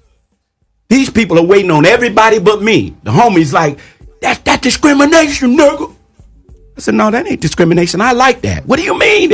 You've been here the longest. I said, that's called self-preservation. They waiting on their own first. Yes. That's right. Let them land so these they are can give you that lesson. These gonna be good. I said, these are the people, they know support them every day. I'm only here for a moment and they know it. That's right. Yeah. So when they finally got to me, the guy said, "Made me help you." I said, "No, I'm doing an experiment with these youngsters right here." We walk out of the door. We standing right in the middle of China. I said, "Look to your right. Look to your left, homie. What do you see?" I said, "You see any soul food restaurants?" Nah. I said, "If you put one here, they wouldn't even come in." Come on. Wow. I believe that. Now I put them in the car. We go back up to Cesar Cervez. We make a left. I said, now what does that sign say? They said, damn, that say Little Tokyo. I said, see, when we say separation, these people are separate in America. Right. They're in America, but they done separated. Right. Then we went another area, it said Koreatown. Then I took them up to 101. It says Little Taiwanese. I said, damn, when did they get one? Come on. Then we went through Glendale. It says Little Armenia. Yes, sir. Yes, sir. Then I took them back to the hood, to the swap meet. We got out. We walked in the swap meet. I said, who's in here selling you your clothes, selling you all them people? Baseball caps? All them people. He said, Asia. I said, now that's gangster. Right. Listen, ladies and gentlemen, you're listening to Man-Sions VOR Radio all around the world. So that's gangster. You can wake people up with that information. Right. Listen, this is the voice of reason. That's what Bobby was saying, man. Wait, let me get you. Sorry. Yeah, no, finish your thought, brother, before I wrap. So now that's what we're in the middle of doing now, and with the help of God, we're gonna prove it. So when we build it, then we're gonna meet with Black Hollywood. We're gonna meet with the black athletes. Said, brother, come on and invest in this, man. Where's our Africa town, our nation town? Come on. But we need y'all coming in here doing business so the homies can see you instead of running up to Westwood. We ain't gonna let them extort you. You ain't got word. I'm with that. But no, really. So now you all are investing. You're making money while you sleep, while your people working. Yes, sir. All right, so look, I gotta take a quick break. Guy Tory has got to leave, but before he leaves, I want him to get his final thought in on this. But listen, Dash Radio, we up on there right now. VOR Radio. Click the channel on your app and favorite it. All right, make it your favorite channel. VOR Radio. This is the first VOR live broadcast. Today, it has launched my own radio station, Voice of Reason Radio. Guy Tory, get it. Yes, man.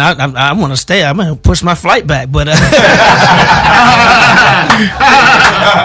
been up since 1:30 this morning, but I ain't been as woke all day that I am right now. But yeah, we're coming to. I'm bringing my show to Voice of Reasons Radio, 31 Cent Show. 31 Cent Show. Young black ladies who are smart and beautiful. I want to stay here all day and listen to y'all, man. I got to roll, man. Thank you for sharing. Everybody, thank you for sharing the wisdom and knowledge, man. I've learned today, and that's what we got to do. Learn something every day. I appreciate you, Zoe. I appreciate y'all, you brothers, man. Come on, man. And I'm out. There it is, brother. Hey, so let me do this really quickly. Let me wrap this up right there. Thank you, Guy Tory, for coming in here, brother. We gonna keep it cracking. 31 cents. You go live now. Yeah, we live on Mondays at 9 o'clock. Mondays at 9 o'clock p.m. Pacific Standard Time. There it is. So let me do this really quickly. Everybody in the chat room, we got over 2,300 people watching live. 2,300 people watching live. Everybody in here should hit the like button. You understand? Everybody in here should hit the like button, the share button, the super chat button, whatever the admins and mods are telling you to do in that chat room. Go support all of these businesses. This information, this content is too hot. You can't find it anywhere in the game. VOR Radio is going to set the precedence for conscious conversation. You understand? Somebody done gave me a shot. What? Somebody done. Look at her. I don't know if they knew what they was doing, but somebody done. They realize you Django? They don't. I don't think they understand the DSI. So we gonna get me and Minister Abdul Malik. I'm gonna get it. That's right. I'm gonna get it right. Minister Abdul Malik Muhammad. We was talking about it earlier today. We got to get that youngster in here. He got to get a show. Here he is.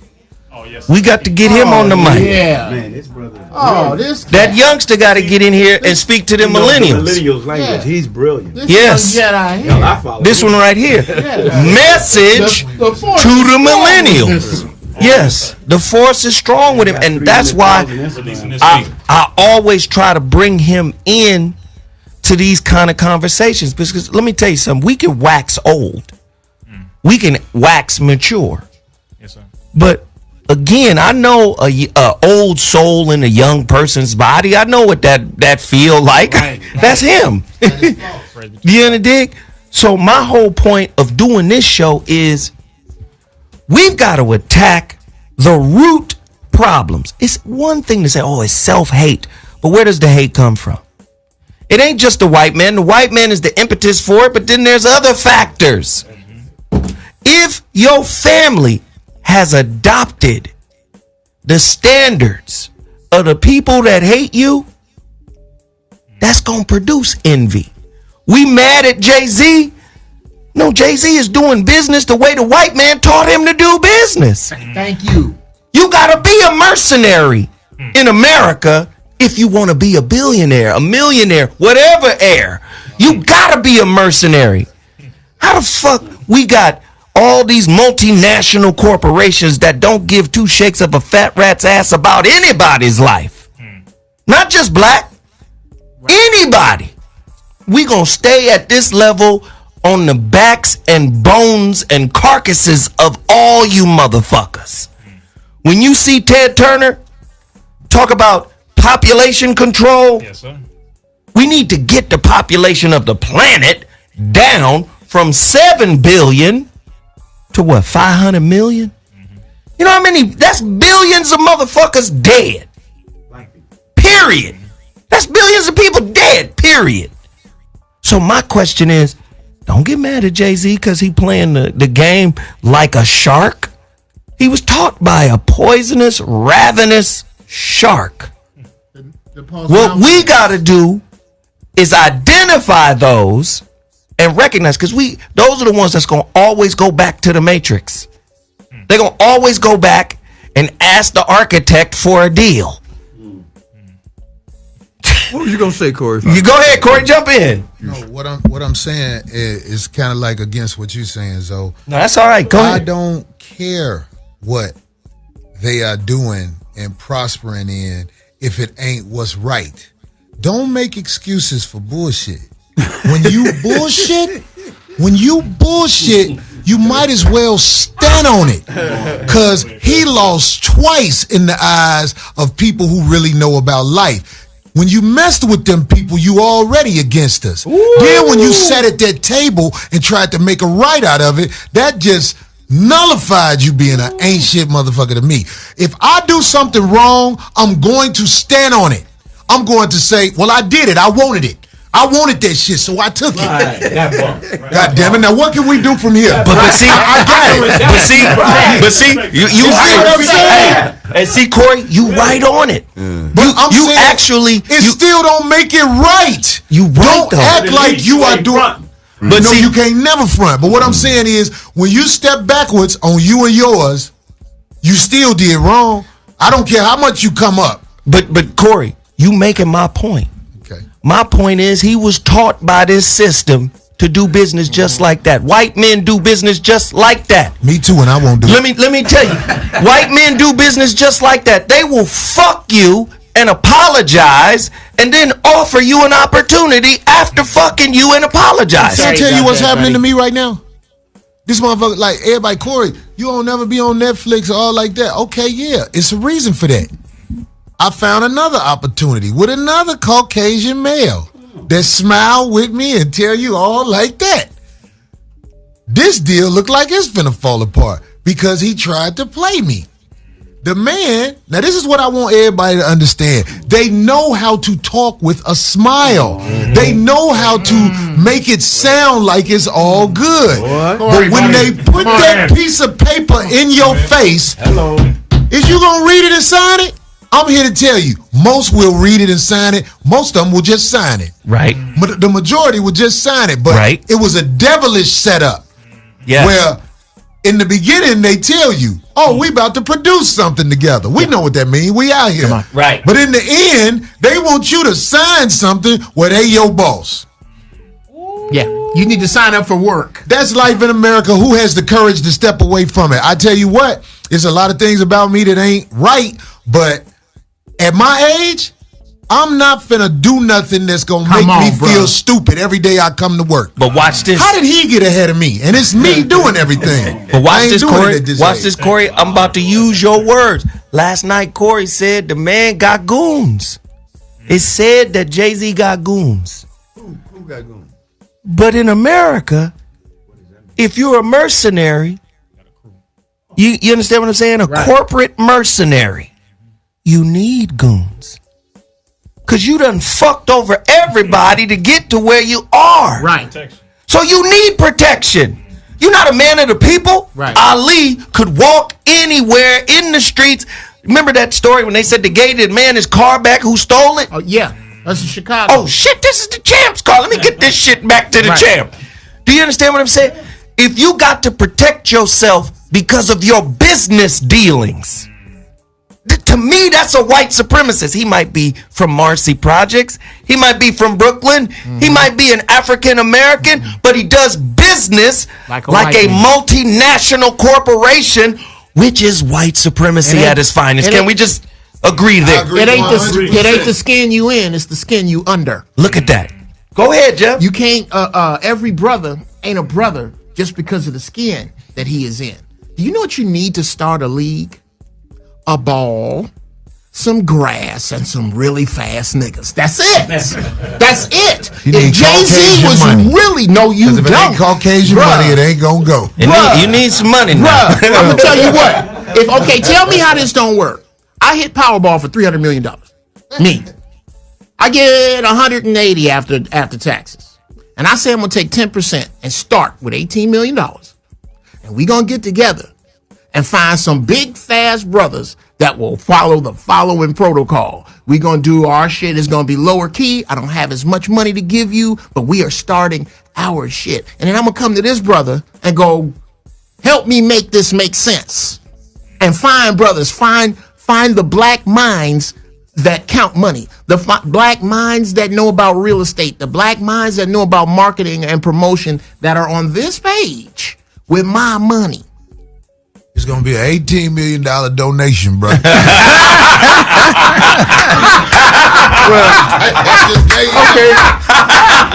You know, let's take off on what Corey just said, which is a likelihood, with the exception of a pragmatic approach. None of this stuff that we're talking about happens in a vacuum. Right. We have to be, again, systemic and step by step about this. All right. For example, right here in Los Angeles, what Tony said earlier today. I'm sorry, Brother Malik. Yes, sir. It'll take a minute. Me too. Abdul Malik. But what you said is something that I'm going to spend more energy on. And that is, how do we go from what you've done, what others have done before you, to just bring that together and make a mass and a ball out of it that just grows and grows. Because right here in this city right now, what he said is so profound. There's no place in the nation that there's more development going on. That's right. With taxpayers' dollars. And I've said this before, and people look at me like, well, that's the man's money. It's the man's money as long as you let him count it for you. It's coming out of your check. It's coming out of every time you make a purchase in a store. And if you don't have enough sense to defend that money, then he going to keep spending it the way he want to spend it. Because at some point, you got to be willing to kill and die about something. And what better than your own goddamn money? Yeah. The wealth. Now, what I mean by money is capital, because in the sense of that, that's right. These areas that they're developing in are in the black community. Yeah, and they're now with calling no blacks working nowhere. Right. And they now call it the opportunity zone. Exactly. So you get a tax break. And in the opportunity zone, Obama set it up. Trump signed it into law. And a lot of the black millionaires and billionaires don't even know that this exists.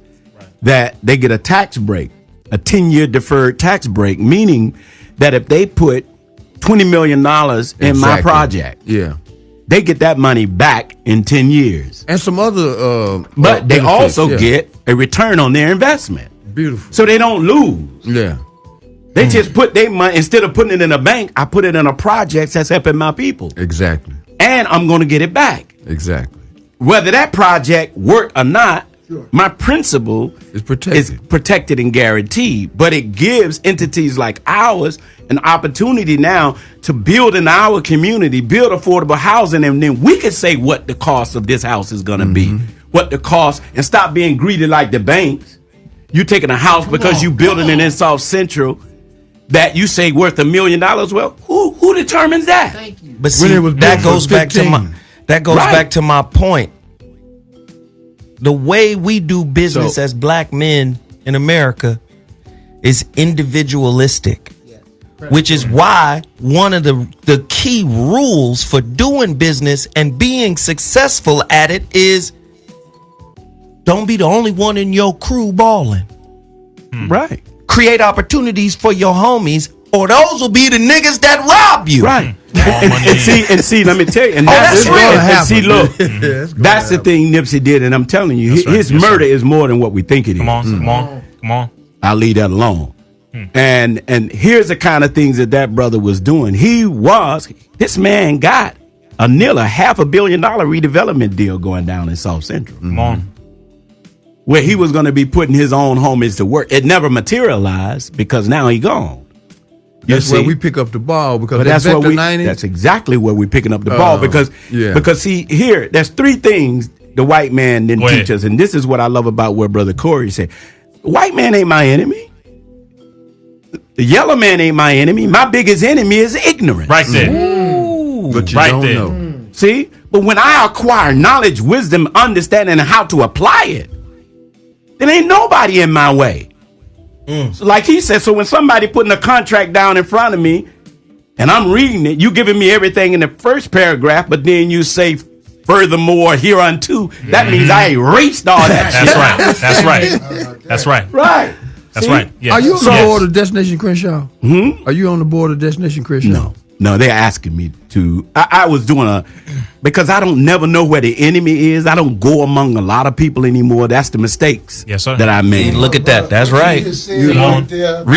We're gonna talk right here about that. Hey, you gotta get on the mic, Corey, because we want to hear that too. Shit. No, I'm saying what the brother right there just said was something kind. Now, he could tell me if I'm wrong. That brother just said, I don't know who doing this shit. So I'm not sure if I'm going to fuck with it. Right. Is that what you were saying? That's what I thought he was saying. Rizza, get in here, man. See, this is why. You wise, boy.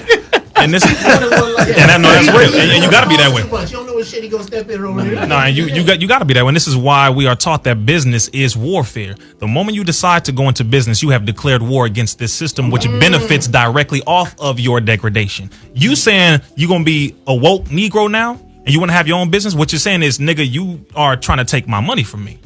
That's number one, what this system says. You want to have your own money. Well, that means you are now going to be competing with me for those who are the ones who endorse my products. I get the majority of my money from you and your people, but you want to take your people and you want to rise into the position that I'm in. So now you want to be the master, is what you're saying.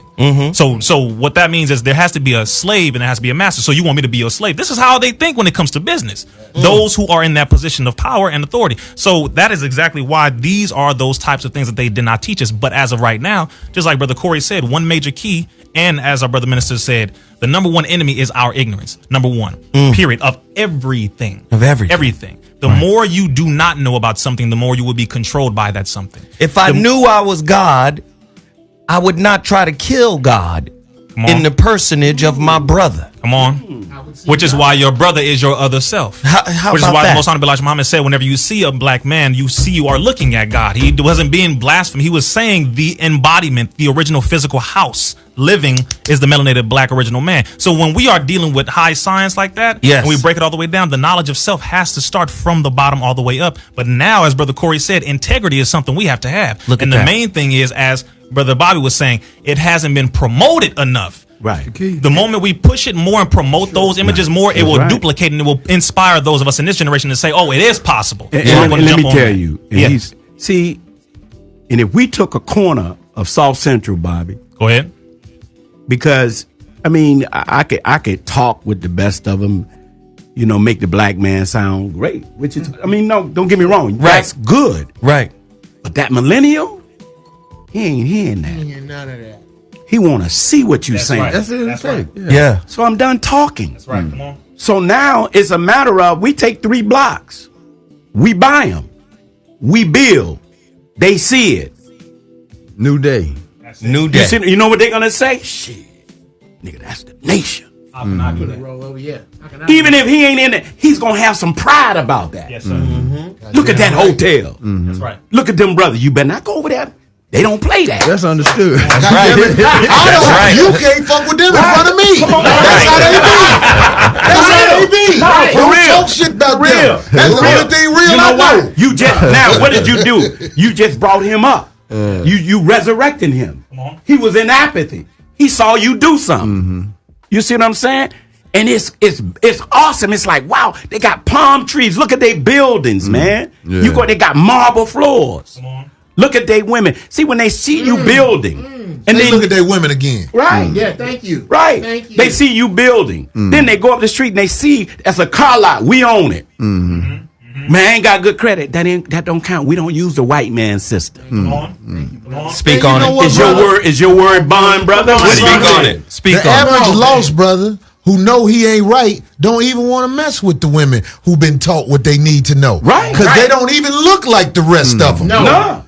That's what I'm saying. No. The influence and the pedigree is important, dog. Right. So when you do that, now that man wants to know about your knowledge. Well, you know, that the element of the visual part, you couple that with the promotion of it. Marco told me a long time ago, and I seen it be true just by the fact that our president, well, the guy that's in the White House, he gets up every day and has conditioned America to expect a lie from him to become the truth. And my uncle used to say, if you give a propaganda to the proper goose, you're going to need a Brinks truck to take the money to the bank. I mean, look, and Trump is good for black unity. Come on. I'm not mad at Trump.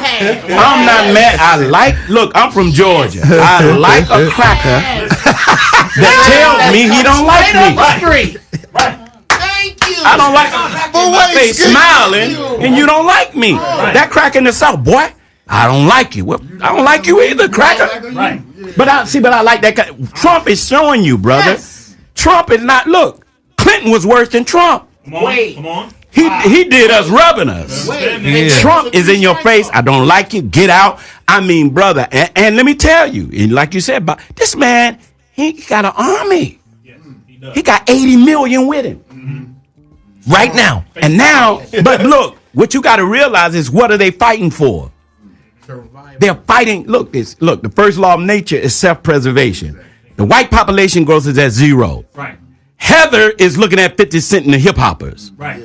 See, we're killing them with our gun called the penis. Come on.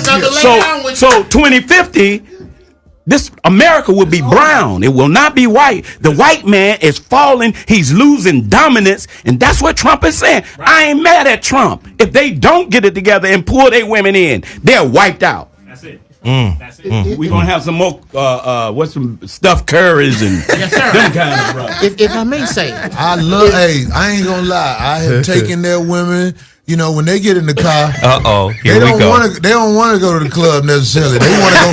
Statute of limitations. They want to go get their opioids. And I actually feel proud dropping them off after they in that state. you feel like you helped us out. You know what? This is gonna be all right in the long run. That's what I'd say. If evolution It's terrible, man. He's just straight wrong with it. I gotta sneak one of them, man. Jeff Brown, get in here. If evolution is to be believed, if you to believe that man evolves, why do you think that now more than ever you see white women with big asses? Because the alpha male of the earth is attracted to that. All she trying to do is get her seed back home. They come from us. We don't come from them. They don't have a footprint on this earth older than 15,000 years. They don't. What is it? 60? A little bit 6. A little over 6,000 years. Their footprint is much shorter than yours. They just trying to get back and don't understand. Why do you think it is? Why do you think it is? There is even an NSYNC or 98 Degrees or a New Kids on the Block, because they desperately want to see what they're supposed to be in white skin.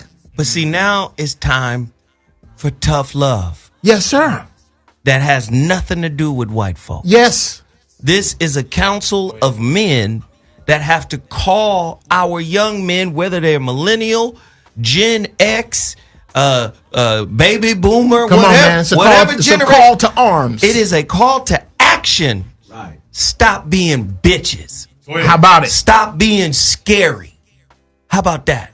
Afraid to piss the white man off. Stop being aspirational, trying to motherfucking aim yourself towards a finish line in a game you didn't create. Stop that shit. First. Because if we're going to fucking learn how to respect each other, right? The first thing we got to do is become, watch this. What's the word they use when they motherfucking creating a society? What's that term they use? Social engineers? Yeah, social engineers, yeah. We got to become our own social engineers. Where we have a definition of God. Right. Where we got a definition of money. Get you one of them nigger think tanks. Where do you understand Travis Bickle? Right? We got to be able to do that. We're not in control of our own fucking narrative. This is why so many black people stand up and applaud Jay-Z for the NFL deal, because the NFL is a brand and an aspiration that many of us want to achieve. But how many of us want to be an astrophysicist? A theoretical physicist, a biochemical engineer. How many of us want to be that? A mathematician. How many of us want to be an astronaut? How many of us want to be a man that say what he do and do what he say? How about that? Well, look, Take the basics, Corey.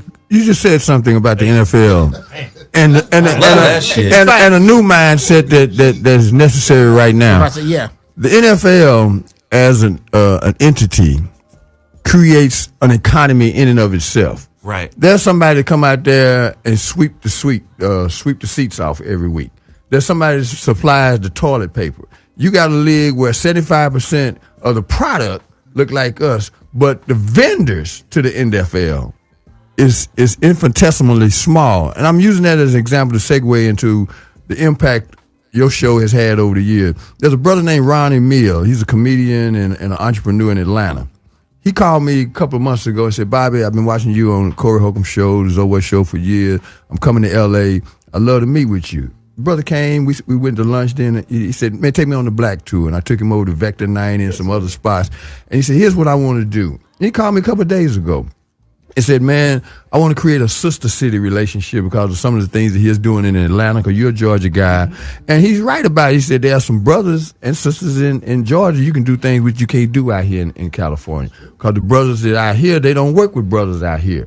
But he got a little clique he deal with in film and real estate and some other things. Long story short, we sitting on top of opportunities, and these types of platforms are the feeding ground for action. Not just, sitting here pontificating, but actually, identifying things that we can specifically target our energy towards. You mean like Jay-Z said, actionable items?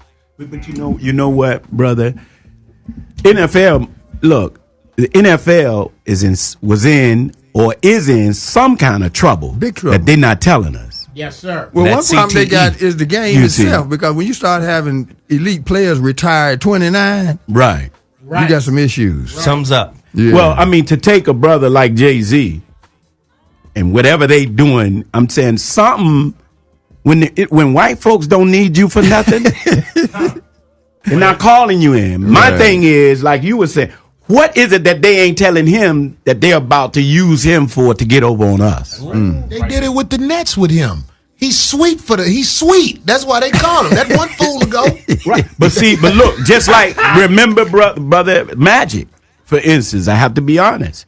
Magic made us believe that he had this big deal with Starbucks, TG Fridays, because they know the money is the black community. Or bigger than that. Man, we didn't give a damn about no Hold on. coffee. No, Magic And shows you- then he get in, the next 5 years later, his name is being taken down. They did it with the Lakers.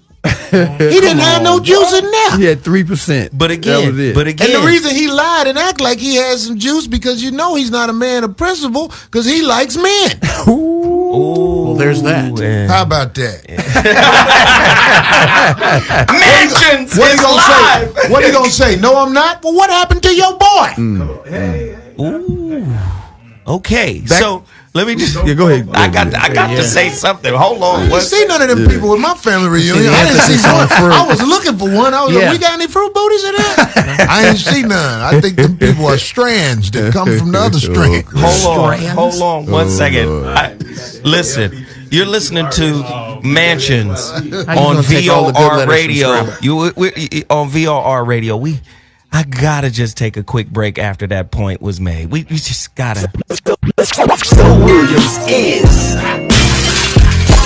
the clumsy chemist of VOR Radio. He's always dropping science.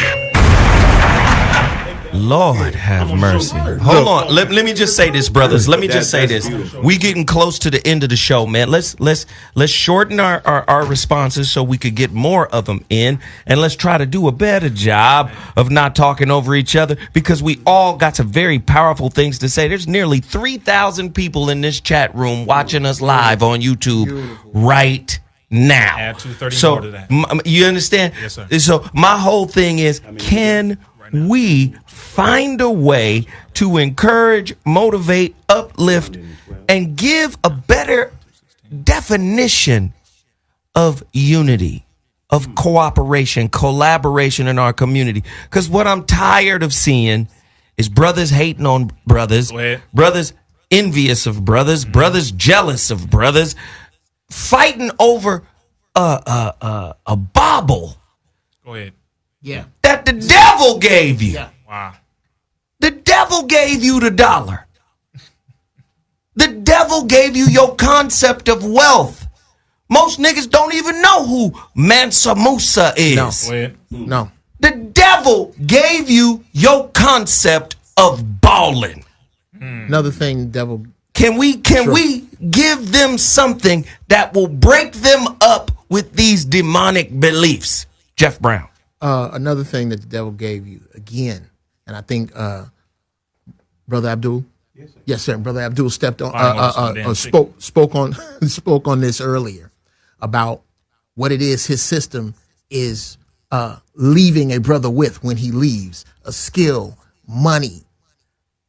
You were led to believe that those things were in scarce supply, when in actuality, you were cut out of those things. You was kept away from those things. So your concept of what is possible, why you think it's big to be the only nigga on the block, why you think it's big to have a house, that should be commonplace if all things were made equal. A system like this sets you up to have not something that was fantastic and out of your reach, but something you were supposed to have in the first goddamn place. And as a matter of fact, the only way to opulence is to make somebody else suffer. There is no billionaire without somebody starving, without somebody suffering from it's just business. Whenever you hear it's just business, somebody lower on the rung just got fucked over. Got Geoff coming. Just a mindset alteration. If it's 3,000 people in that chat room, and we want to develop a behavior that really begins to affect us in a positive way, if 50 people hit that like button, first of all, it ain't gonna cost you nothing. A nickel. But they don't like us. Hold on. We ain't going there right now. I'm just saying right now, as you hear my voice, if you watch this show, if 50 people hit that like button, we'll know that change is possible. Absolutely. Because it ain't going to cost you nothing, but it could affect change in all of our lives because we build momentum off of minor successes. 50 people before the show is over, hit that like button. We'll notice it. We'll be encouraged by it. We can build off of incremental successes. 50 people. Well, I mean, for me, and you're right, Bobby, I mean, unity looked like this. You know, we have to reverse the Willie Lynch syndrome. Just totally reverse it, you know, and it's got to start with me first loving myself and me wanting to see a community where when I see my brother, I'm not looking at an enemy. About it. Because I've been socially engineered to hate me, to hate my brother, and to do to my brother what I won't do to other. I don't never see lowriders going in Brentwood hitting no switches. They don't do that. Right. So if we change the dynamic, and to me, that's why we need a village or a town. China got one. Korea got one. So here we are with a school. Now we're taking brothers out of prison. We're taking brothers off the streets. We have to have a manufacturing plant.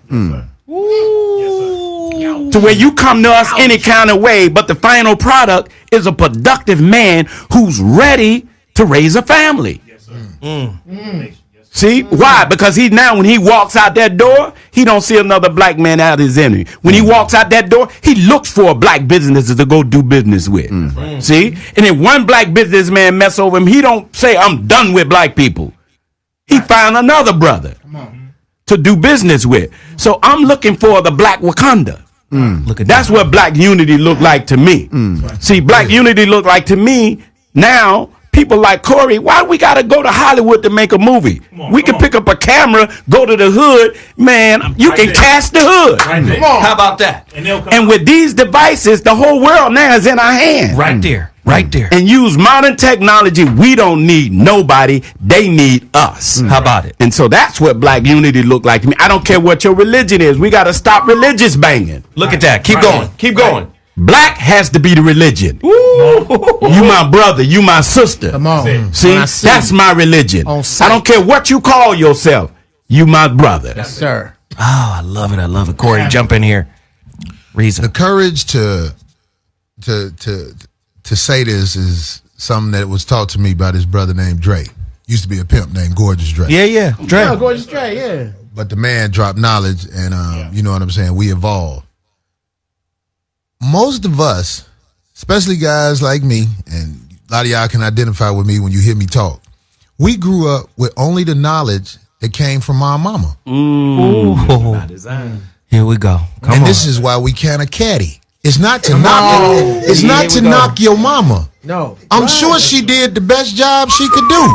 Here we But go. now you're grown and you got this testosterone, Right. but you got Feminine conflict resolution. You learn Feminine from conflict resolution. right. You only learn from your mama. Yes. Wow. So then you get older, and you might be lucky like me, and somebody tell you that's all you know, and then you realize, wow, I have a long way to go.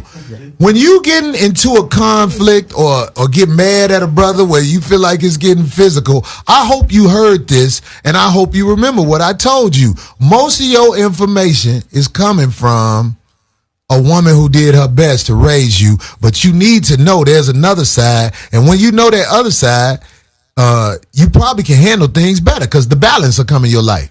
Yeah, but look at what totally Willie Lynch agree with said. that.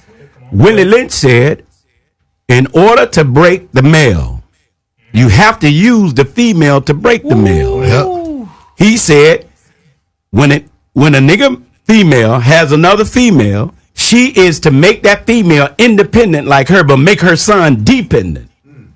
God. See? Deep.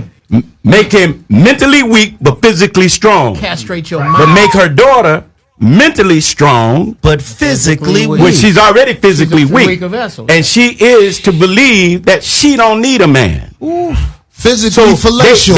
He said, let's reverse it. So you have, and you look at our community, you have women taking the role of a man and men taking the role of a woman. Look at that. Women are driving men around. In my day, we didn't do that. We kept it pimping. Come on, bro. No female drive my car. Come on. Man, these When I grew up, I didn't go for no female's house. I had to put them out of mine. But see, a lot of people don't understand what he's saying. For real. But I know what he's saying. Right. You gonna be a man. Right. Because at the end of the day, Yes, Lord. how you gonna beat this woman, jump on this woman that bought your socks, bought your drawers? Right. You living in her house, your name ain't on nothing. You in her car. Minister, the city is full of baby boys. That's real. But I'm Yes. just saying. But again, it's by design. And this is why, brother, this system is not designed for the Bobbies of the world, for us to be out front. Right. Because they're totally feminizing the men now to the point, brother, where we're damn near almost done in. Come on. Yes, sir. I'm talking about bangers. I Is hear you. acting that way, bro. Listen Well, now. Jay-Z get a lot of studio time with Frank Ocean.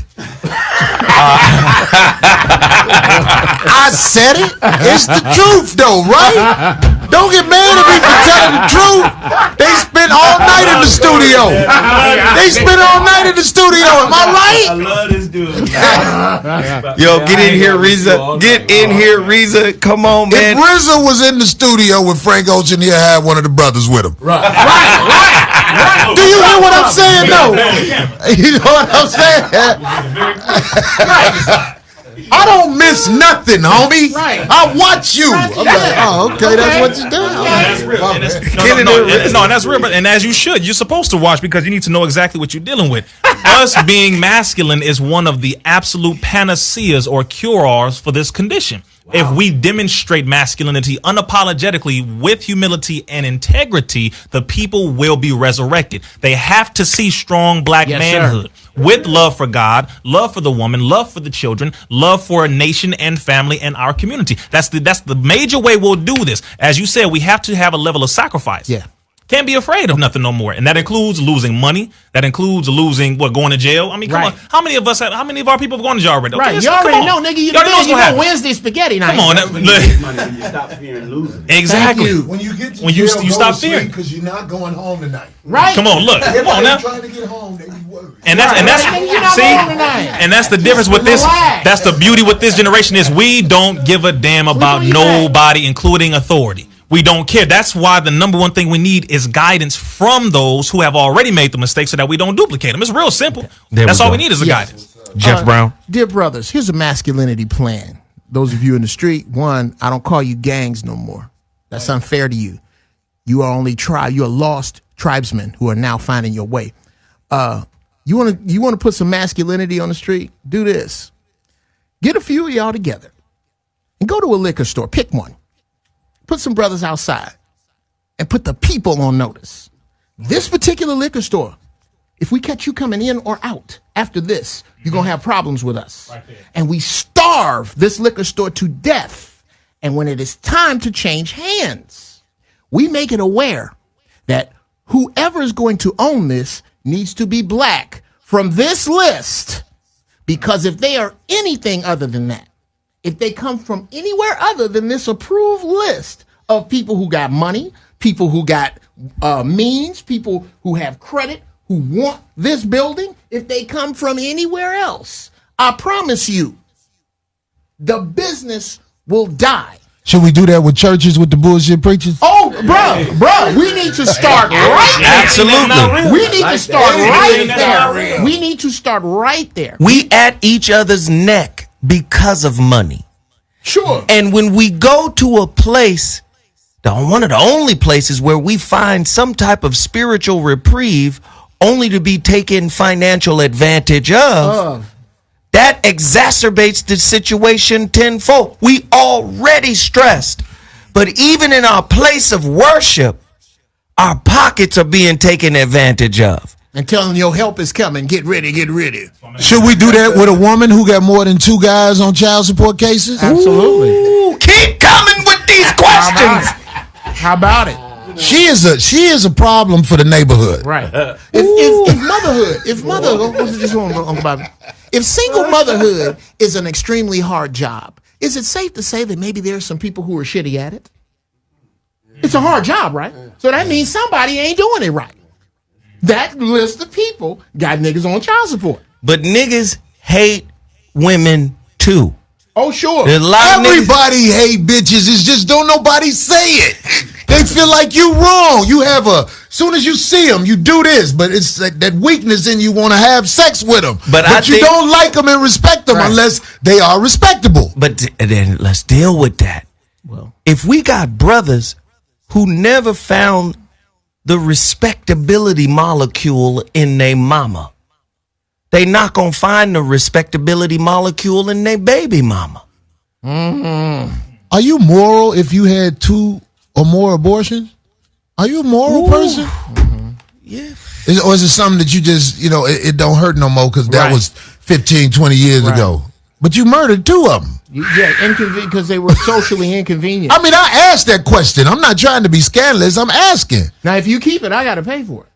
But you get to get rid of it. Chappelle said that, but I'm wondering. But look, I'm going to come back to this ultimate point. Niggas hating niggas equal niggas killing niggas. Period. How are we going to end it?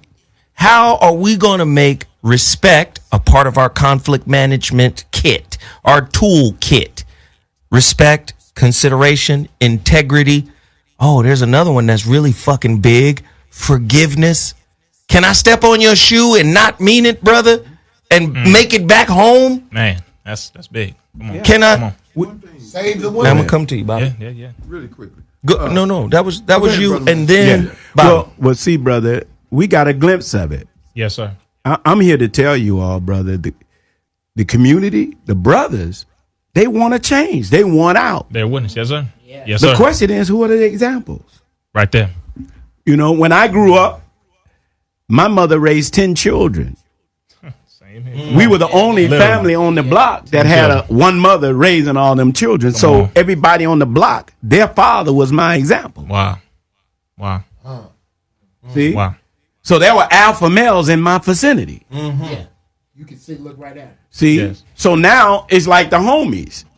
I went to college, so I bring some of the fraternity brothers to the homies. I said, look, brother, you're a doctor, but don't come in there with the spirit of looking down on these brothers like you better than them. That's You better right. tell them. That's you better right. tell them. I said, let me decode you. Yes. and de-negroize you. Right. You can't go in there with, hi, how are you? Right. Right. And so here's what I'm saying, brother. Our community is ready. 2 years ago, 3,000 gang members, Brother Rizza was there, showed up when brothers, unarmed black men was being murdered. Yes, sir. The brothers was ready to go to war with the police. This is true. 3,000 came together and said, brother, but he came to our mosque. 3,000. Come on. Bobby, we asked them what's needed and wanted, brothers.